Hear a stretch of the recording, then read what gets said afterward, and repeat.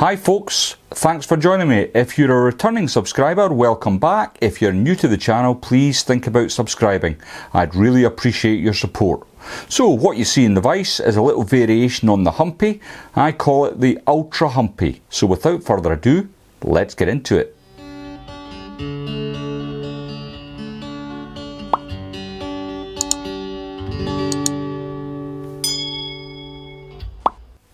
The hook in the vise then is a Hanak H130 barbless hook. This one's at size 12, it's on a fine wire and it's in black nickel. The thread I'm going to be using today is from Semperfli, it's the Nano silk at 12/0. So, as always with the Nano silks, I'm going to add a spot of super glue to the shank of the hook.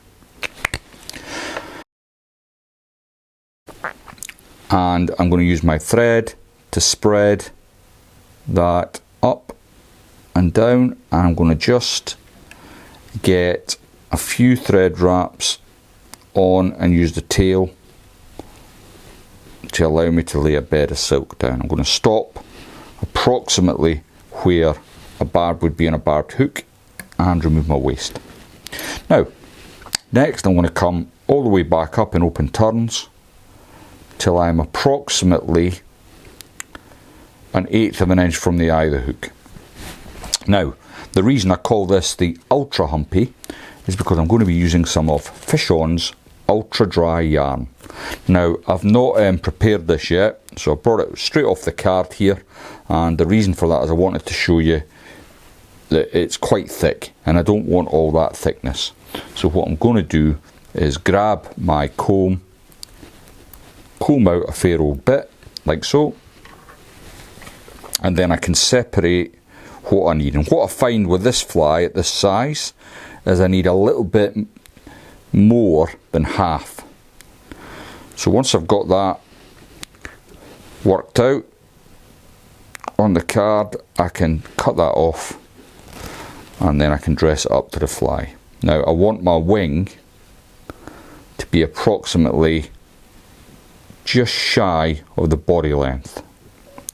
So that looks not bad. I'm going to get a couple of wraps on there like so. Once I'm content I've got it in the right position, I can really clamp down on it. Just make sure it's sitting right. And what I want to do is just create a little taper in at the back here. I can come in from the top and just remove some of that back end material. Now I'm just going to tidy this up now while I'm on that downward trajectory, and as you can see I'm getting a nice little taper in there. Then I can come back up in open turns to my wing. Now for the wing, what I want to do at this point is split it approximately in half. So I'm just going to tilt my vise slightly so I can see how it's lying, and I'm just using a dubbing needle to split that in half. So that's looking about right. Maybe a few more fibres. It's worth spending a bit of time. It's important that you get the proportions right. And then what I can do is separate them two halves with a figure of 8 across the wing, like so. Now what I want to do next is add some wax to my thread. Sorry, it may be a bit out of focus because I've got my vise tilted at an angle at the moment, but I need to see. It's more important that I see than you see at the moment. So what I'm doing is just creating 2 or 3 wraps on the wing post either side. I'll come around that way.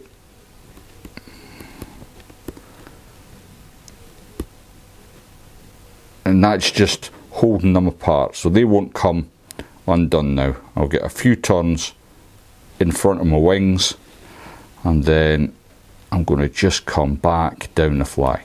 So I've got my little wings, they're in position, and you know, if I was really being pedantic about it, I could put a spot of varnish or UV resin in there just to hold them into position.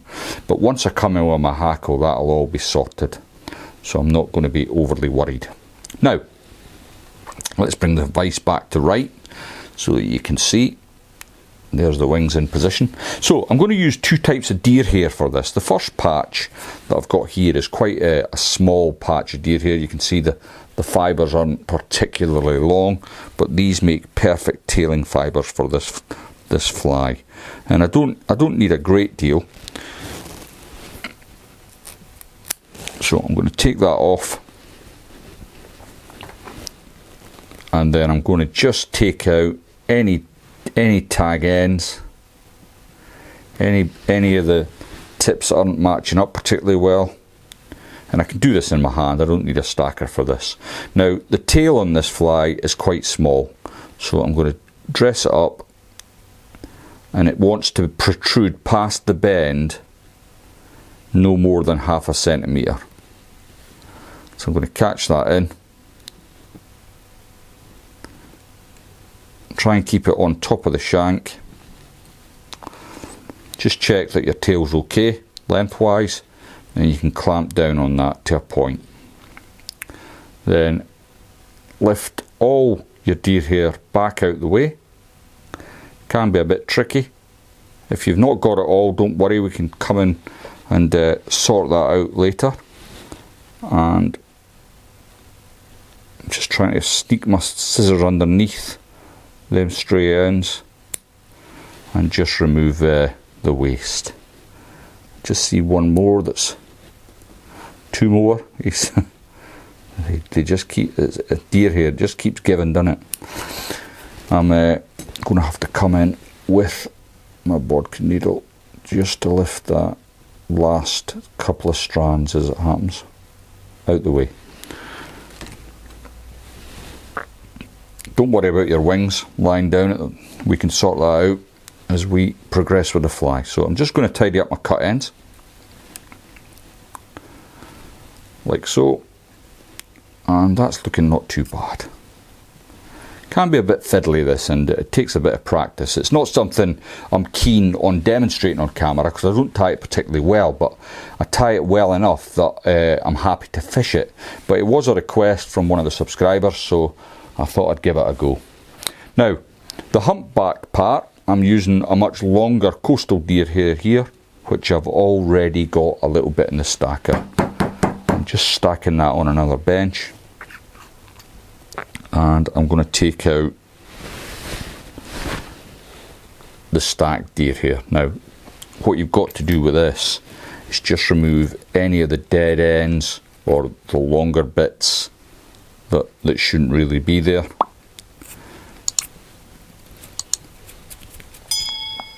And any of the shorter bits for that matter that shouldn't really be there. Now, the amount you need for making a hump is purely up to you. I think I've got a little bit too much here, so I'm just going to come in and take some of the outliers, if you like, away. And then what I can do is transfer it over in my hand,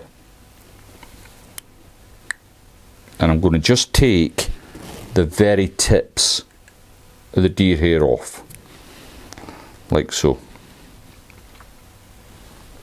Then I can come in with a loose turn initially, just catch them dead ends. Quite a messy fly to tie. Sure, my wife's going to go mental when she gets up and sees that I've wrecked the dining room. So once you're happy it's in the right position,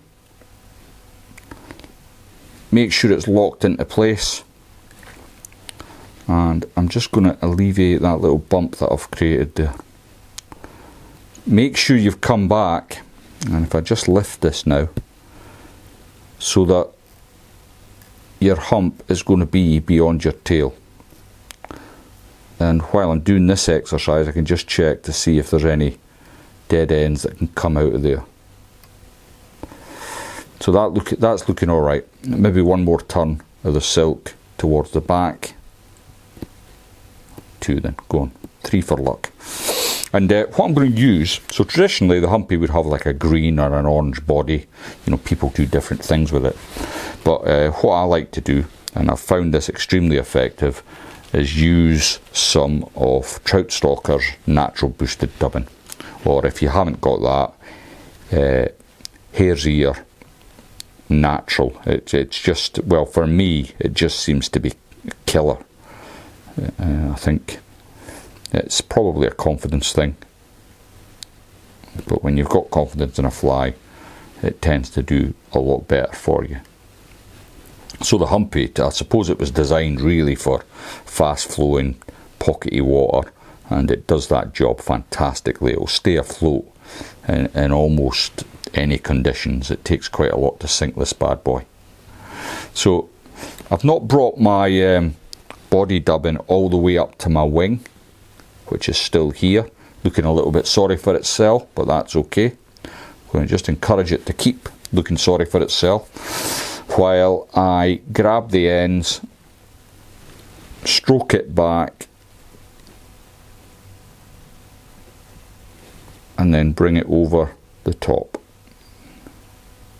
Now I can see there's a strand there that I'm not happy with, so I'm going to come back. I'm going to just bring my comb in, try again. It's looking a bit better, sitting a bit better. Right over the top. Once you've got that into position, don't let go of your deer hair. Whatever you do, it'll give you a world of hurt later on. So I've still got the deer hair in my hand, and I'm going to get a few turns in front. Now once I've got them turns in front, that'll stop my thread backing up. Then I can remove my waste, which is ideal. Looking pretty scruffy, which is how I like it. And then I'm going to come through them cut ends, lock them into place. Now, while my wing's been misbehaving at the front here, now's the time I want to get it so that it's standing up properly and ready for the hackle. So I'm just going to come in and build a little bit of a standpoint for the wing, and then I can come back to the base of where I finished my hump off.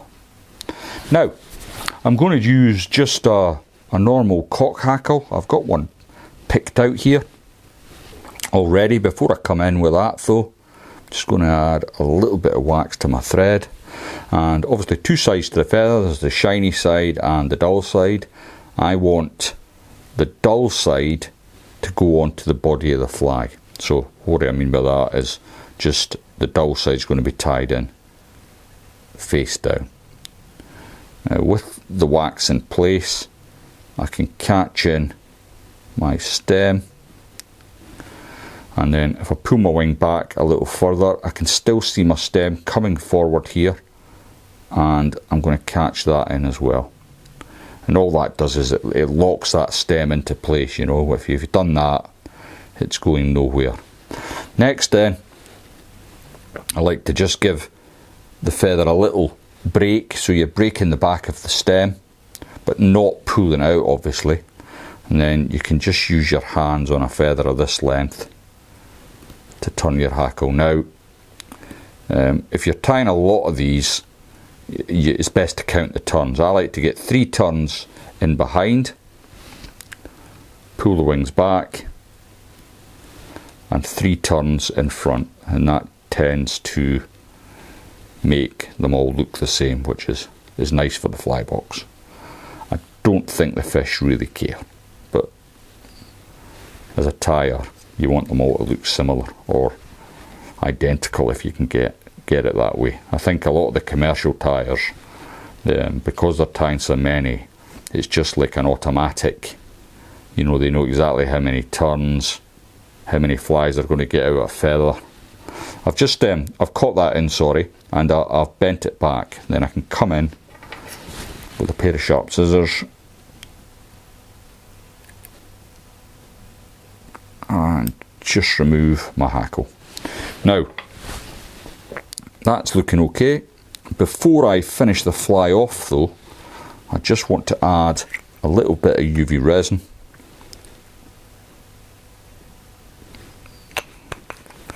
So that I don't have to go in later on and try and finish it with my dubbing needle, because you don't want to get that all over the hackle.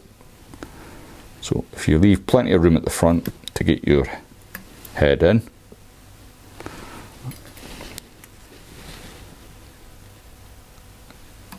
then you can remove your nano silk and give it a little zap.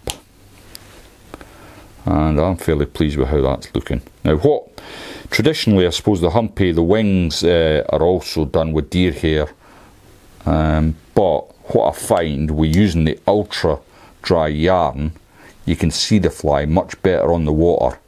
And you know, half the battle with dry fly fishing is keeping track of your fly, so that little white wing really does help.